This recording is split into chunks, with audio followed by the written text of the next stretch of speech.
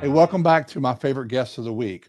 Every other week, we bring you a podcast with a really good human, someone that I either know or I don't know. We don't necessarily talk about business, but sometimes it does come up because these are people that unfortunately are very driven and passionate about what they do, and sometimes work comes in. But what I'd like to give you as a takeaway is I know some really cool, incredible people, and I'd like to introduce them to you.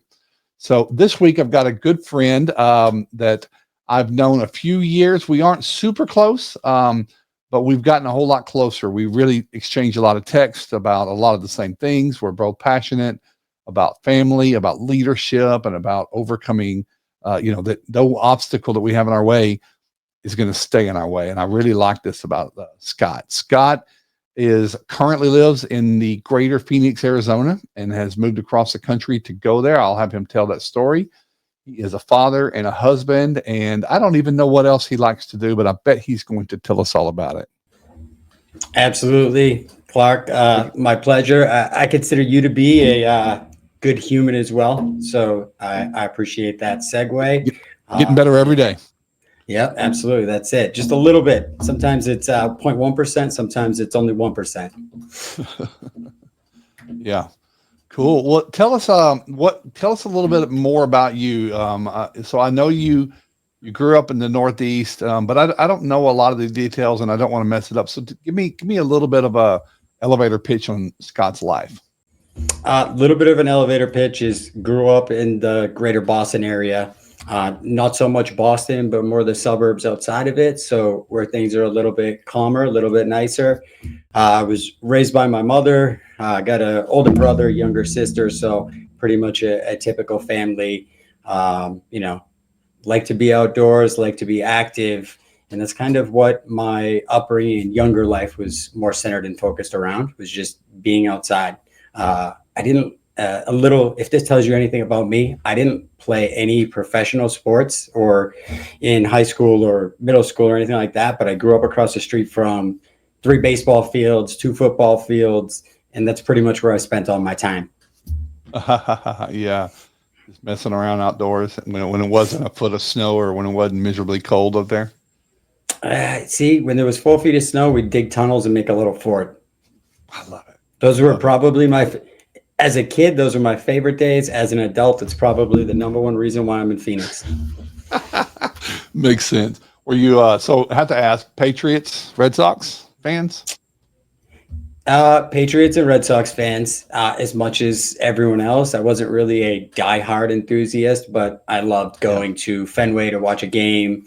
It seemed like out here, I've noticed that people really look forward to going to games. It just seemed like out there, back in Boston, it was just what you did naturally. I love Fenway. And I have a whole when I used to travel a lot, one of my things when I would go to a new city, if it was a major city, what I would go to a stadium there. And I've been to a lot of them.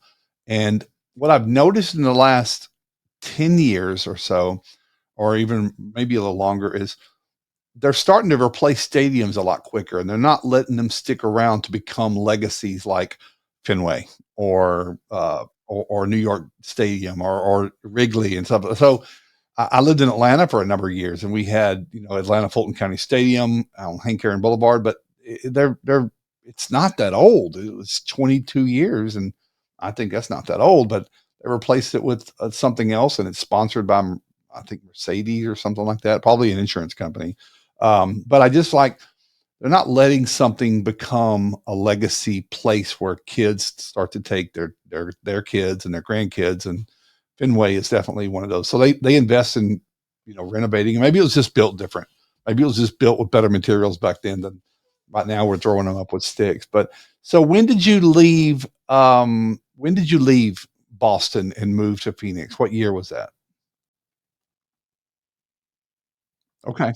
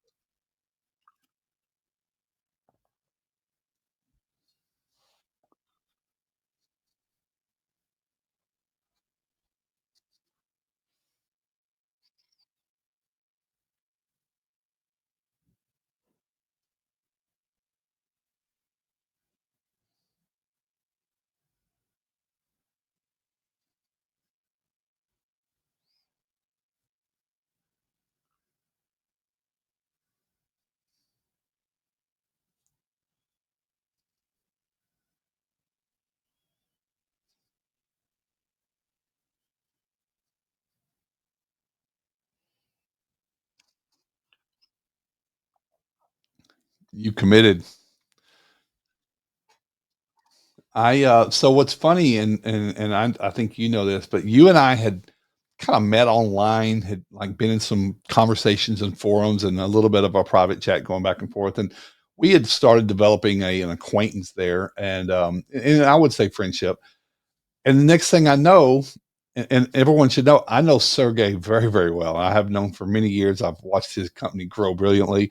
Next thing I know, who I didn't know the two of you, because obviously you kept it really undercover, brother, but you're moving out there to work for Sergey. I'm like, well, the world just happened. I thought it was the coolest thing ever. But I certainly, I kind of was hoping that Sergey would pop in and pop his head in behind you, but he may be out in the sand dunes or something today. Who knows? But I think it was a great fit, and I think time has proven that that's probably accurate. But I was really excited when I heard that. After I was perplexed, I was like, "How did that happen?" But then, you were looking for something, and he was looking for someone, and I know he quickly, after he figured out that we knew each other, he messaged me, and we got on a phone call. He's like, "What do you know?" I said, "Home run." I said, "Home run," and he said, "Good." He said, "I need an all-star, and I don't have a lot of time to waste on." He goes, Our business is growing, and I need a leader." And I think that's what he got. So that was a cool story for me to after I was a little confused and trying to put the two things together, then I was like, okay, that's really cool. So Scott, how have you and your family and your children enjoyed the transition? I think so. I come from what used to be a large family into a small family, right? As people get older and people die, it's just we didn't have as close of a family as I did maybe when I was a kid. My wife has a very close family. Everybody's super tight knit. All of the people who are important to her have been in our house and stayed in our house since we've lived in Phoenix. It's just that was what was important to her. Um, so when we moved out here together and we decided, hey, we're going to do this and we're going to have this next adventure for our family and this is where we're going to go. She was like, hey, I'm giving up a lot of my family. It wasn't really important to me, but it was important to her. And Phoenix is really hot. So we moved here in the middle of, the end of June. So it was record breaking heat days. I remember getting text messages from my wife every day for the first about 2 to 4 weeks, where she'd be like, "We broke another record. We broke another record. We broke another screenshots." And she's like, "Look what we did. Look what we did." But I like to think that since moving out here, our family, my wife, our children, we still have the chaos of every day, but have built a much stronger relationship because we removed everybody else from the element. They're still involved in our lives. They still come out here. We still talk to them and FaceTime. With technology, we're able to be there with them still. But I like to think our family is stronger for it. So I think that overall, with the heat and everything else, the benefits we've got from it have far outweighed any of the negatives. I think that maybe this is true, Scott, that when you go through something together, and it doesn't have to be bad, but when you are required to, like, even little children, they have transition, but when you get through that and you realize that who was around me helped me get through it, it can bring you closer together. So you may have had the external reasons, but I bet you have some internal things that they'll remember, it was scary. It was the unknown, but we got through it, and now we kind of like it. And anybody that knows Phoenix will always hear this. Well, it's a dry heat. When it's 112, hot is hot. I'll tell you, there's nothing dry about it. 112, 120, anything over 100 degrees, and you're no longer dry. You're sweating. You've got sweat in places of your body you didn't know there was cracks that existed. Yeah. Let's talk for a minute. So you're in disaster recovery restoration. For anyone watching, we share the same field. Was how is that pretty much been your most of your career, or what did you do before this, for career and working?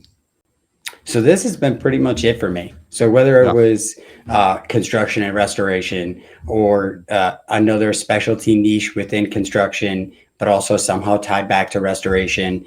There was actually a cool story of something that I did for a few months. I worked for a design and apparel shop. So they made T-shirts, they made all sorts of hats, beanies, things like that. And I actually, in the 3 months that I worked there, got to make some jackets that said Rudy's Trucking that Robert De Niro wore in the movie Joy. Wow. Yeah.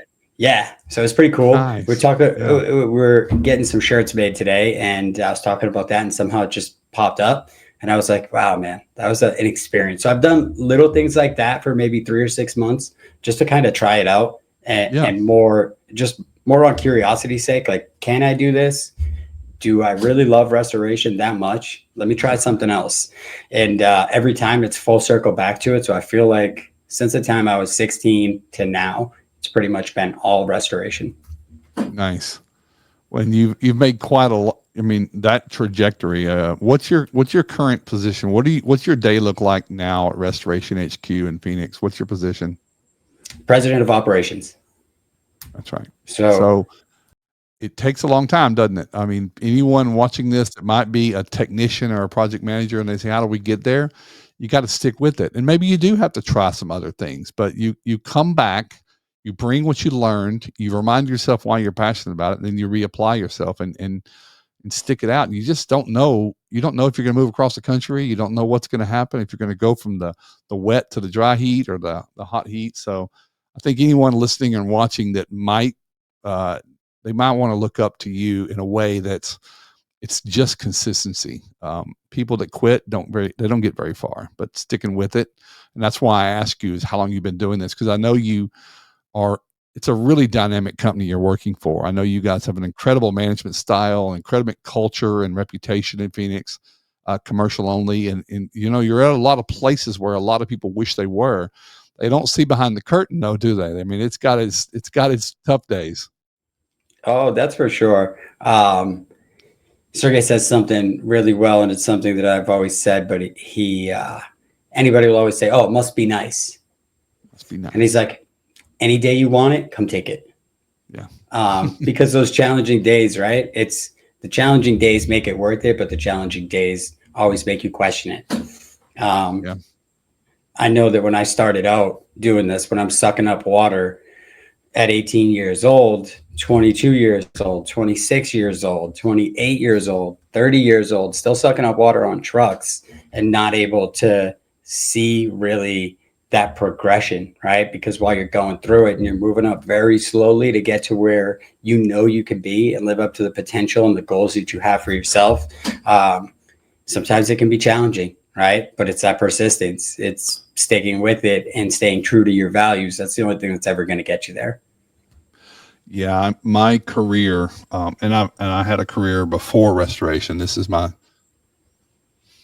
year will be 23 years in September, and but I owned businesses. I worked for other people. I was outside of the industry. I was always in the service trades, but you never really see. You kind of dream about where you want to go, but you don't really know that you have a path to get there. Like looking back, I always say, I wish I was more intentional. I wish I would have said no more to things. I wish I would have said yes to other things. But I don't think that's just how it works, right, Scott? I think, what Sergey says, come take it.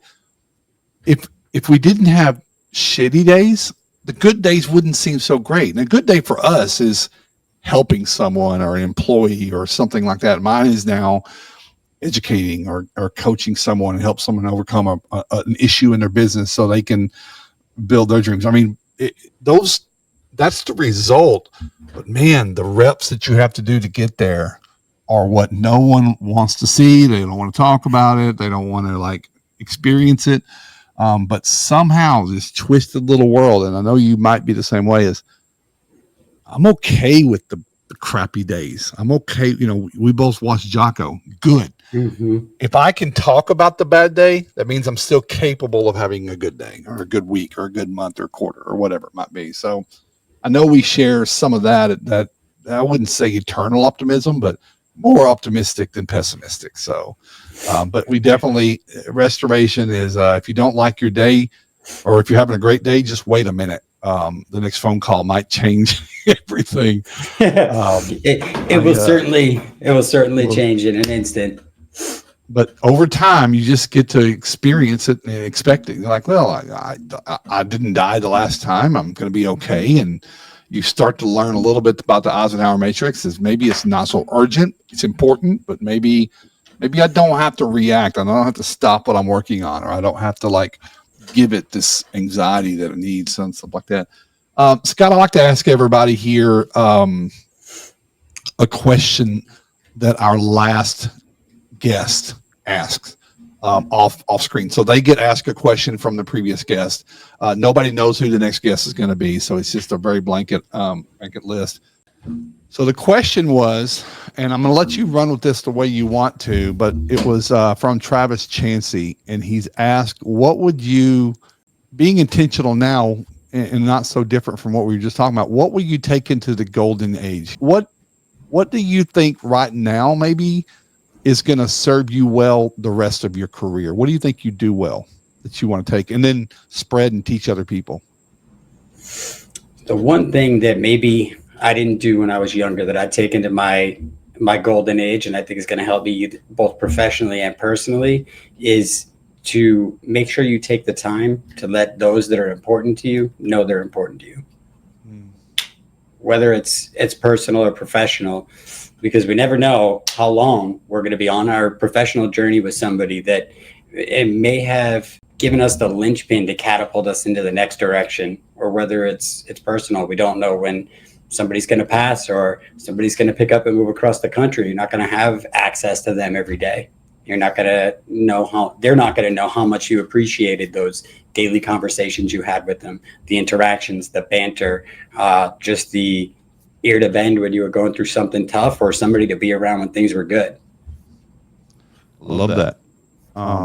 Being honest with you, Scott, a little bit of this podcast is some of that, capturing, memorializing things. I mean, I realize that in 100 years, you and I probably will barely be remembered. People will remember us, but the pictures won't be on the walls. Nobody really puts pictures of grandpa on the walls anymore. And then you put them in a box and you move and you change. But I just have really, and I'm much older than you. I'm probably a decade and a half. But I'm just realizing how short time is, how fast it goes, and what's left when, I was talking about it on the last podcast, is what's the dash? What's between the day you were born and you died? Those two dates don't have immense significance, but you're measured by what those things were in the middle. Because when you're born, you're not contributing much. And in your later years, you've slowed down and you might not be able to. But what did you do when you could do something? And I think I memorialize these podcasts. I just started this one. I hope to have 200 episodes basically, but I have these great conversations with people like you all the time. And I do sometimes make sure people know how important they were, but I also just say, man, why aren't we recording this? Because the conversations that you have in a casual setting, when you know nobody's listening or watching, are the golden nuggets, right? So you're going to take that in, so you're going to be more intentional about telling people what they mean professionally, personally. I like that answer, and I appreciate your answer that way. I wasn't real sure what he was asking. He is. You should watch that episode. He is not too far from you. He's in Boulder, Colorado Springs, and he's a Buddhist, Zen, yoga, meditation. But he runs an amazing company, and so that's your golden age. I think for me, what I'm taking in is just giving away more of what I have worked hard to learn. I read a lot of stuff that says, you got to be a learner every day. Well, I don't struggle with that. There's not a day that I'm not reading or watching some content and learning. But I'm like, what good is it if I do those things or you do those things and we don't pass them to someone? If we just harbor that internally, because I'm of the belief that if I teach something I've learned, I get to learn it better and twice. And then I will actually probably apply it because I've now repeated it. And me getting into a teaching and education and coaching phase in the last couple of years has really changed my mind about nothing that we learn and learn and take on. It shouldn't be ours to keep. Quit hoarding everything, right? We both watch our competitors do bad work, but they've learned that way. Well, we have an opportunity to contribute to. There's a different way to do it, and it has a better result. Sometimes people appreciate it, sometimes they don't. So that's really cool. Scott, like I said, I want to keep the questions coming. I definitely want to watch the time. What what do you like to do now? What you've moved geographically different parts of the country. What are you doing for fun? What's the little bit of off time that you have? What do you do? What's music, movies, off roading? What's up? What's Scott's fun time? So a little bit of off-roading, kind of got to experience what side by sides and going through the desert is like. So took a nice kind of a guy's trip for I think it was 3 or 4 days. We got to join Sergey and his toy hauler, and we took a side by side up, went through the mountains, went up to Sholo, Arizona, pitched a little tent that's 4x4. The both of us inside of there sleeping, back up at it the next morning. So got to experience a lot of those things because nature, outdoors, hiking when I do have the time is what I like to do. Randomly, I'll take a 3-day vacation and I'll just pop off on a Friday, Saturday, and Sunday and take the family, and we'll just go find a new mountain, a new experience, a new thing to do. That's what I've been trying to focus on because I didn't have that when I was younger. So trying to instill that in my kids. So that's a lot of my free time is spent there, or I don't like the way things are manufactured so much anymore. So I like to spend a lot of time building stuff. Like what? Give me an example. I built my family a 10-foot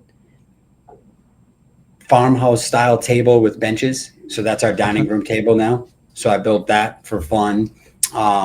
Kids' toy room. I did built-in cabinets that go floor to ceiling with a bench seat under the window.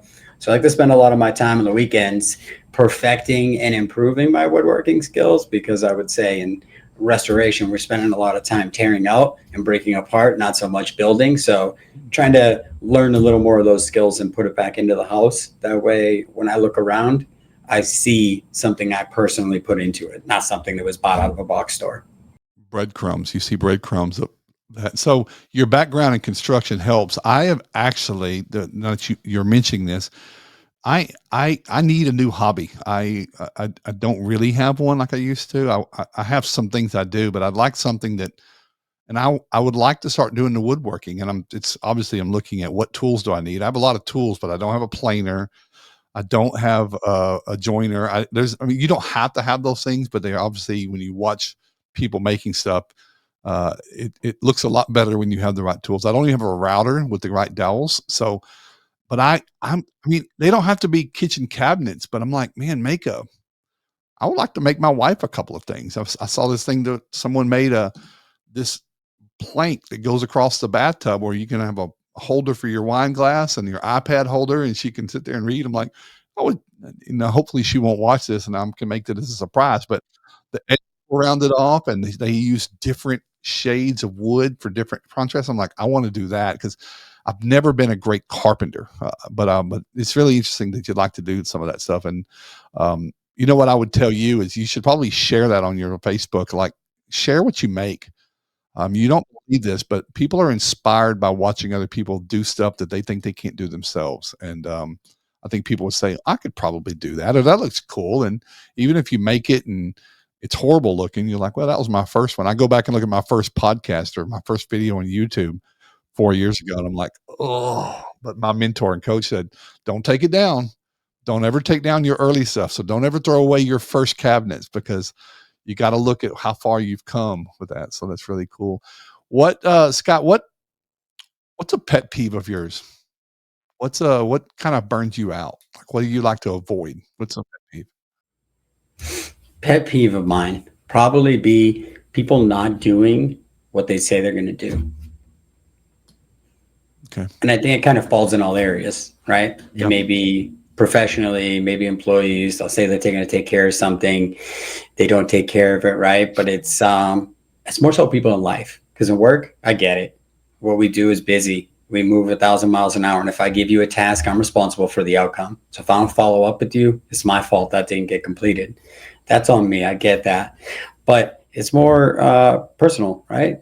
People say they're going to do things for you. People make a commitment to you. They say they're going to hold up their end of the relationship, right? And just people that like to more take than give. Because just like Yeah. you were talking about, man, I got a lot to give. I've learned a lot because in a pursuit of excellence, right? It's the pursuit of it that gets us where we want to go. That end goal of excellence is never going to be fulfilled.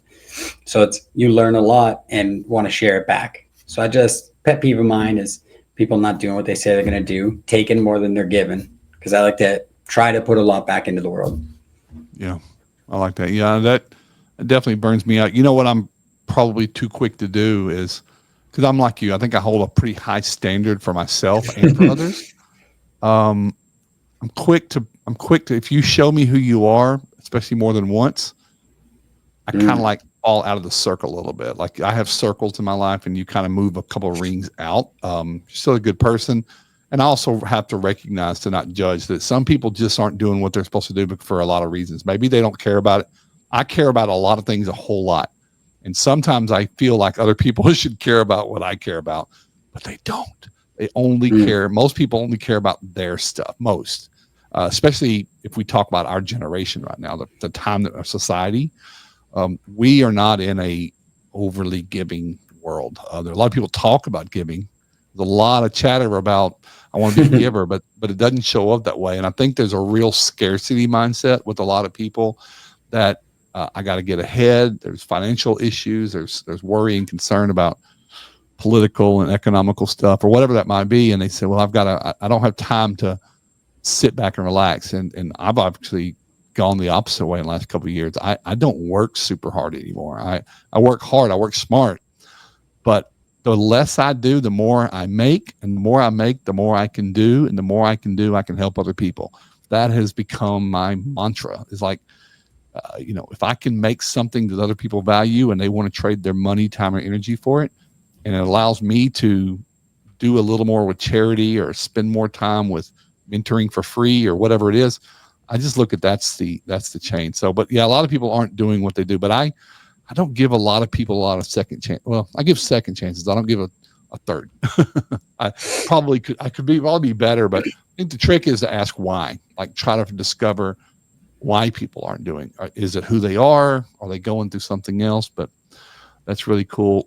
Let me wrap it up with, and I don't know how to materialize this, but what's the future look like? Let's say the next 3 or 4 years. What are your big BHAGs, personal and business? What's at work? What are you trying to achieve next there at Restoration HQ or with you and your family? Because your kids will be becoming teenagers by then. So what's the big goal? So the big the big goal professionally at work is create more opportunities. So we'd like to be the most recognized and preferred restoration contractor in the Southwest region.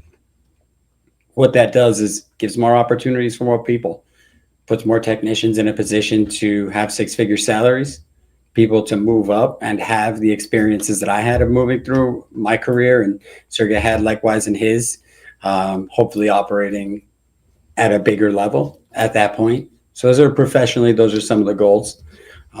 Personally, I'm not really too sure. I want to get my backyard finished. That'd be a nice one. But it's tough. What do you have in the backyard? Dirt, rocks in there? To be honest, I'm in the process right now of evicting gophers from my backyard. So Nice. I was very fortunate and lucky that we have quite a large backyard for the Arizona area. Got a pool on one side with a fence, and then a big grass lawn with some rocks around the edges of it. But the gophers shoot through the sprinkler line. So the one day my daughter thought it was raining out, but it wasn't. It was just water shooting right at the window. That was fun. So I'm trying to get my backyard back from the gophers. They've been squatting. You got to evict them. I love that. Mm-hmm. Some people have never seen gophers unless they watch Caddyshack. So that's really cool. You don't want Um, it. you don't want them. Yeah. So my next couple of years, lots of goals, but one that I haven't told a lot of people, I've always, and I started this before pre 9/11, but I want to be a pilot. I want to get my private pilot's license, and I want to get back to again. 9/11 made it really difficult for a while, and I just never went back to it. I got real serious about career, and I used to travel everywhere. But I would love to get to a point where probably wouldn't own a plane, maybe a small plane one day, but I probably would share it ownership.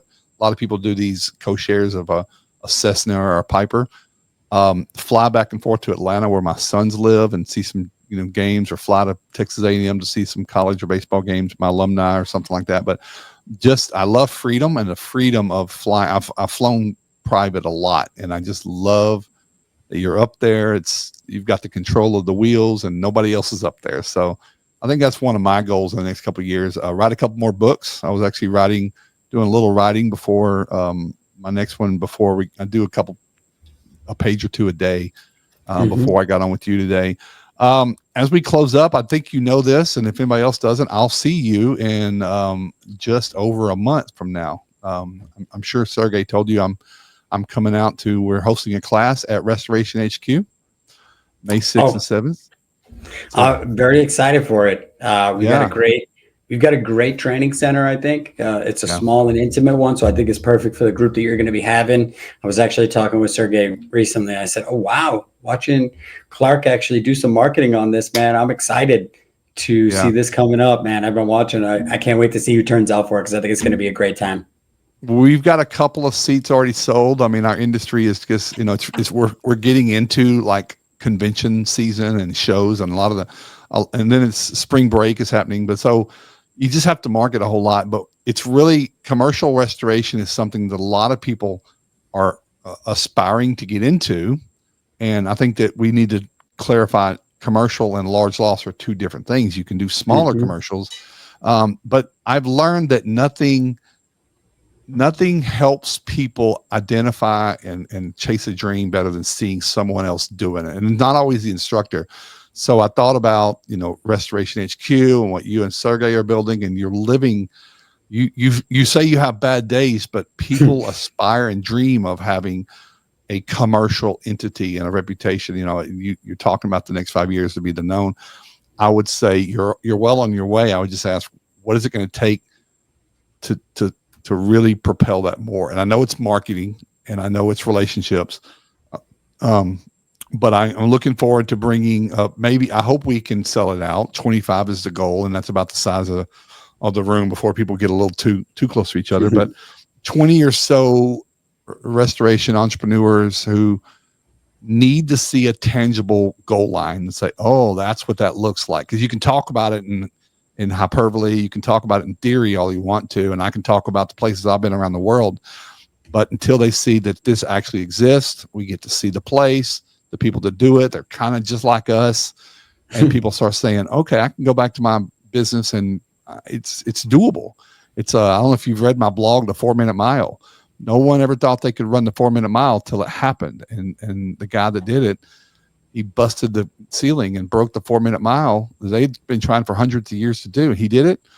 It wasn't long before 2 or 3 other people were breaking his record, like in a matter of weeks, just because they knew it was possible. So I'm hoping that's what's happening. But that's May 6th. I'm looking forward to some time with you guys, and maybe we can have a dinner with just us and talk about future dreams. But man, I want to tell you thanks for coming on, Scott. I know you're not a big in the limelight kind of guy. I know you kind of like to stick to yourself and stuff, but I think that other people needed to know your story, the commitment of moving 2,500, 3,000 miles, different kinds of the world for away from you've always been. And I want to tell people that are watching, Scott, that if you've got an opportunity, just say yes and give it a shot. You can always move back.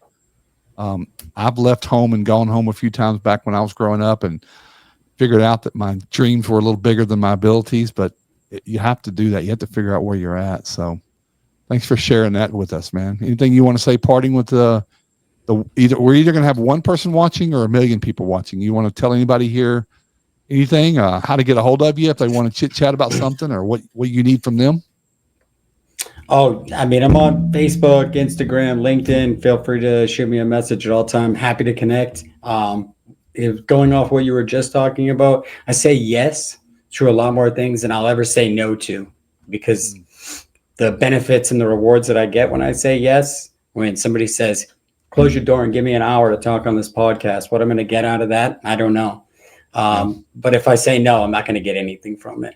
You know what no brings. The no is a guarantee. The yes is opportunity. Yeah.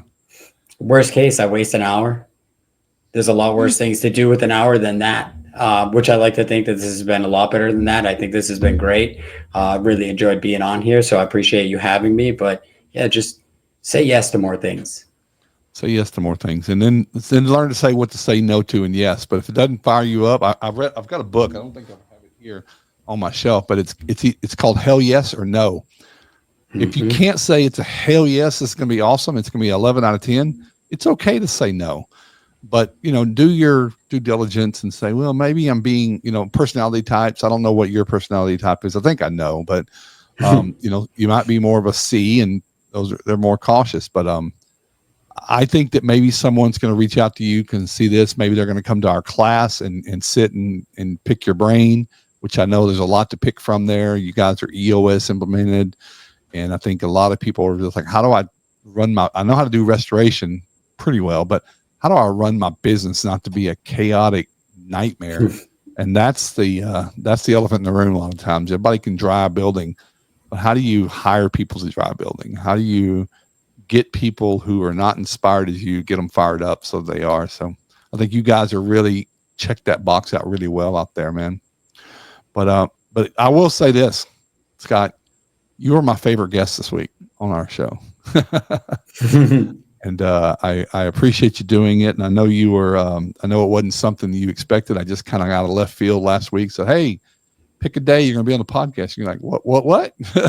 But it'll probably be the first of many for you. And you might start your own podcast. I think Restoration HQ could probably do a podcast, and people will start really understanding not just what y'all do, but who y'all are.